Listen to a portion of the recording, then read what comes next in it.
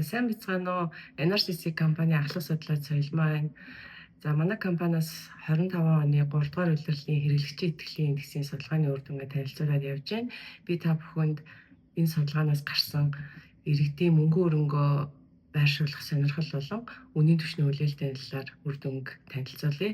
За иргэдийн мөнгө өрөнгөө төгрөгөөр хадгалах сонирхол 2015 оны 3 дугаар улирлаас 22 оны 1-р улирлын хооронд бол 40-с дээш хувьтай байж 17 оны эхний хагаст бол 60% хүрч исэн. За харин 22 оны 3 дугаар улирлаас эхлээд 40%-аас бага байсаар ирлээ. За мөнгө өрөнгөө төгрөгөөр хадгалах сонирхолтой гэсэн иргэдийн 24 оны 4-р улирлд 30.4 болж буурснаасаа хойш бага зэрэг өссөөр 25 оны 3 дугаар улирлд 36% болсон байна. За энэ нь өмнөх оны муу үеэс 2 пунктээр өндөр байгаа. Төгрөгөөр хадгалах сонирхол буурахын зэрэгцээ гадаад валют болон бие төрөнгөөр хадгалах сонирхол нэмэгдэх хандлагатай байдаг.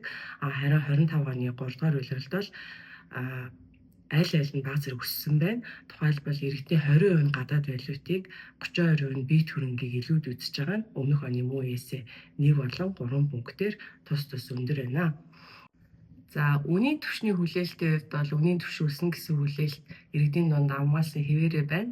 Оны 3 дугаар улирлуудын үнийн түвшний хүлээлтийн хандлагыг харьцуулах юм бол 18 оноос хойш иргэдийн дунд үнийн түвш өснө гэсэн хүлээлт 70-аас дээш хувьтай байсаар ирлээ.